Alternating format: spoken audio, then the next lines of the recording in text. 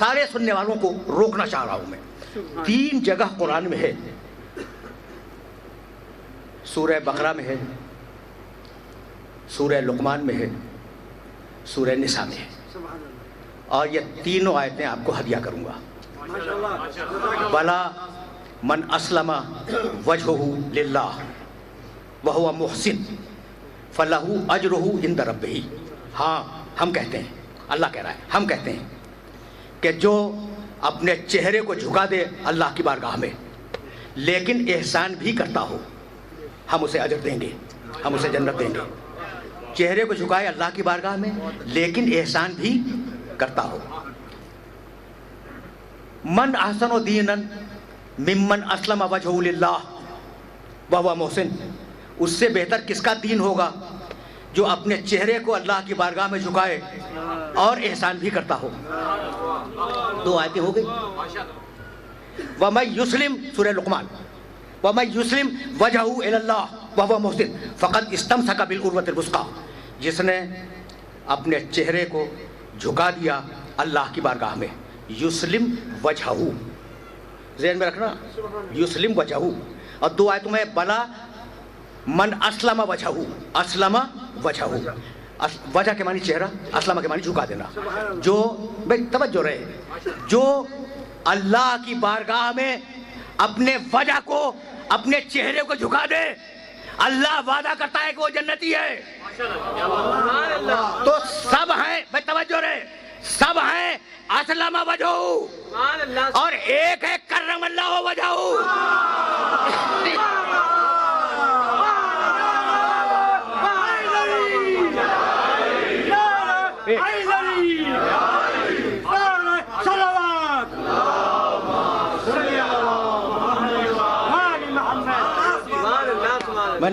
میں نے زحمت دی، میں نے اپنے سننے والوں کو زحمت دی. اچھا بھائی، تو اب 2 شرطیں ہیں جنت میں جانے کی. چہرے کو جھکاؤ اللہ کی بارگاہ میں اور احسان کرو، محسن، احسان کرو. یہ محسن کے معنی جانتے ہو؟ احسان کے معنی کیا ہے؟ کسی اچھے عمل میں پہل کرنا، ابتدا کرنا، سبقت کرنا. یعنی عجیب بات ہے، اور اس بات کو یاد رکھنا، کسی اچھے عمل میں پہل کرنا، بندوں کے ساتھ اچھے عمل میں. یعنی عمل کرو، احسان کرو بندوں کے ساتھ. اللہ پہ تو احسان نہیں کر سکتے نا، احسان کرو گے بندوں پر. تو چہرہ جھکاؤ اللہ کے لیے، احسان کرو بندوں پر. نہ خالق سے کٹو نہ مخلوق سے کٹو. یہ ہے اسلام، یہ ہے اسلام کہ خالق سے بھی رشتہ رکھو، مخلوق سے بھی رشتہ رکھو. بھائی دیکھنا، تم اللہ کی بارگاہ میں نماز پڑھ رہے ہو، نماز پڑھ رہے ہو، نماز پڑھنے کے دوران ایک شخص آ گیا اور اس نے تمہیں سلام کر دیا. تو چونکہ اس نے تم سے سلامتی کا معاہدہ کیا ہے، سلام علیکم سلامتی کا معاہدہ ہے، تو تم پر واجب ہے کہ نماز کو وہیں روک کے جواب سلام دو،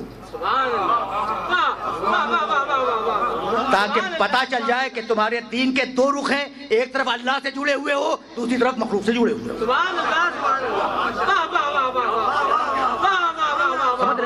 دیکھو کتنے نازک مراحل فکر ہیں، جن مراحل فکر سے اپنے سننے والوں کو میں گزار رہا ہوں. اچھا بھائی، تو احسان کے معنی پہل کرنا. اب ہمارا معاشرہ کیا ہے کہ وہ ہمارے یہاں تقریب میں نہیں آئے تو ہم کیوں جائیں، وہ ہمارے یہاں پرسے کو نہیں آئے تو ہم کیوں جائیں، وہ ہماری عیادت کو نہیں آئے تو ہم کیوں جائیں. یہ بدلے کا معاشرہ ہے، اور اسلام چاہتا ہے احسان کا معاشرہ کہ پہل کرو.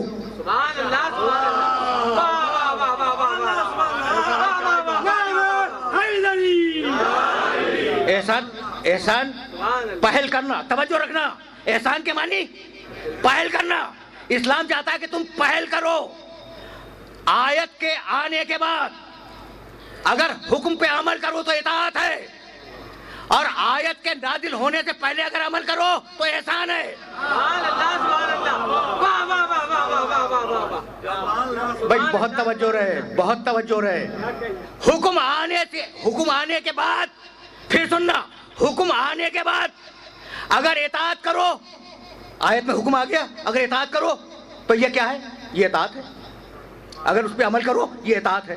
اور اگر حکم نہیں آیا اور تم نے وہ عمل کیا تو یہ اطاعت نہیں ہے، یہ احسان ہے. بس اتنا بتلا دو کہ ابو طالب نے مدد حکم آنے کے بعد کی یا حکم آنے کے پہلے کی؟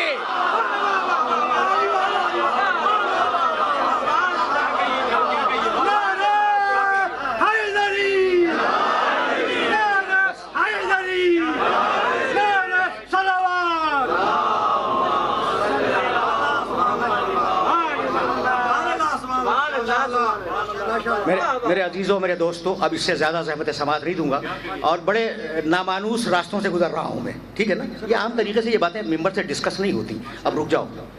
جو چیز احسان میں دی جاتی ہے وہ واپس لی جا سکتی ہے. سننا، اور یہی میری گفتگو کا اختتام ہوگا. جو چیز احسان میں دی جاتی ہے وہ واپس لی جاتی ہے، اور جو چیز بدلے میں دی جائے وہ واپس نہیں لی جا سکتی. مثال دے دوں تو سمجھ جاؤ گے. دیکھو، دنیا میں ہمارا آنا، اس دنیا میں ہمارا آنا اللہ کا احسان ہے. ہم نے کچھ کیا نہیں تھا جس کے بدلے میں دیا ہے. تو اگر وہ واپس بلا لے تو واپس بلا لے. سمجھ رہے ہو نا؟ نہیں، اور ذرا میں آسان کر دوں. دیکھو، جنت کے لیے 2 بیانات ہیں قرآن میں.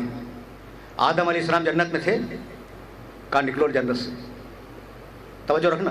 اور مومنین کے لیے کہا خالدین فیہا ابدا، یہ ہمیشہ ہمیشہ جنت میں رہیں گے. وہ جو نبی تھا اسے کہا نکلو جنت سے، اور وہ جو مومنین ہے کہتا کہ یہ نہیں نکل سکتے، یہ ہمیشہ ہمیشہ جنت میں رہیں گے. یہاں تک آگے یہاں تک. پھر سننا، اس لیے کہ بہت نازک مرحلہ فکر ہے. آدم سے کہا جنت سے نکلو، مومن خالدین فیہا ابدا، مومن کو اللہ نہیں نکال سکتا جنت سے، وہ ہمیشہ ہمیشہ وہاں رہے گا. اللہ خود کہتا ہے کہ ہمیشہ ہمیشہ. فرق کیا ہوا؟ فرق یہ ہوا کہ آدم کو جنت دی تھی احسان میں، واپس لے لی، اور مومنین نے عبادت کر کے خریدی ہے.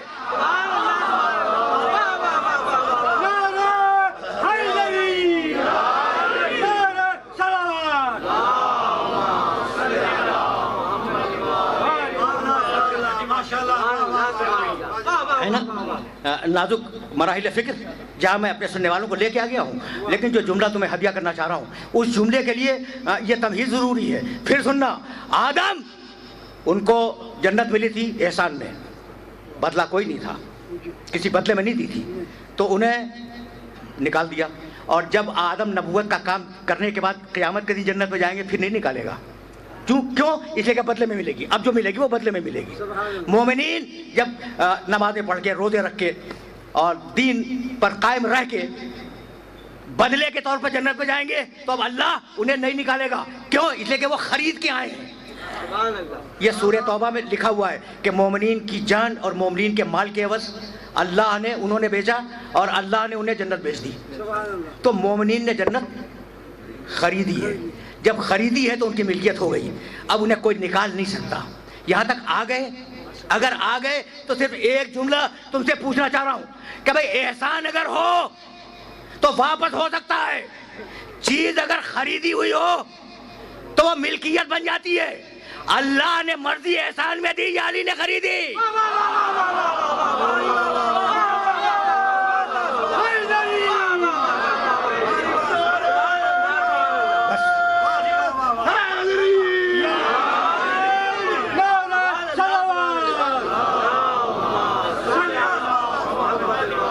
اللہ نے علی کو مرضی احسان میں نہیں دی. وَمِنَ النَّاسِ مَن يَشْرِي نَفْسَهُ ابْتِغَاءَ مَرْضَاتِ اللَّهِ. ایک ایسا ہے جس نے نفس بیچا، مرضی خریدی. اب قیامت تک مرضی علی کے پاس رہے گی. تو اب اگر اللہ کو راضی کرنا ہے تو پہلے اسے تو راضی کرو.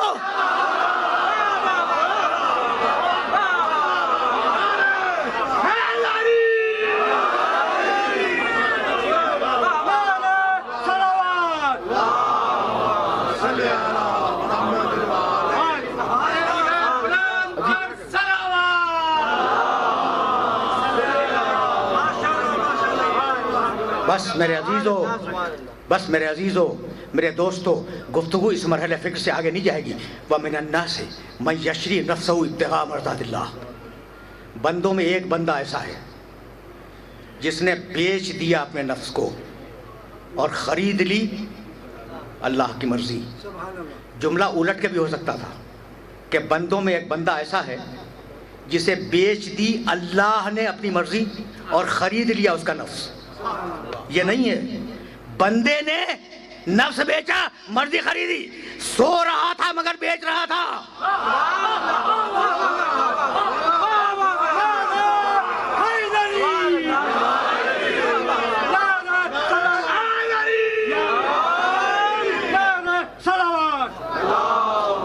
بس میرے دوست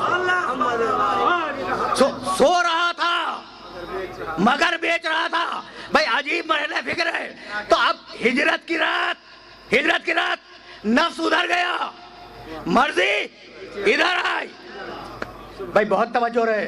نفس گیا اللہ کے پاس, مرضی آئی علی کے پاس. بھائی یہی تو ہے نا, یہاں پہ گفتگو کو تمام کر رہا ہوں میں. بیع و شرع, خرید و فروخت مکمل ہو گئی. ہجرت کی رات علی کا نفس گیا اللہ کے پاس, اللہ کی مرضی آئی علی کے پاس. تو اللہ کی مرضی ہے علی کے پاس, ٹھیک, اور اللہ کی مرضی ہے علی کے پاس, اور علی کا نفس ہے اللہ کے پاس. تو جو چیز میرے پاس ہوگی وہی تو میں دوں گا نا. بہت اچھے. بھائی تسبیح مجھ سے لے لو, تسبیح مجھ سے لے لو, چشمہ مجھ سے لے لو, ٹھیک ہے نا, لیکن میں تمہیں ٹائی نہیں دے سکتا اس لیے کہ میرے پاس نہیں ہے. تو جو چیز ہوتی ہے وہی انسان دیتا ہے. بھائی مرضی گئی اس کے پاس, نفس گیا اس کے پاس, اس سے تم بیعت مانگ رہے ہو اور اس سے مرضی مانگ رہے ہو.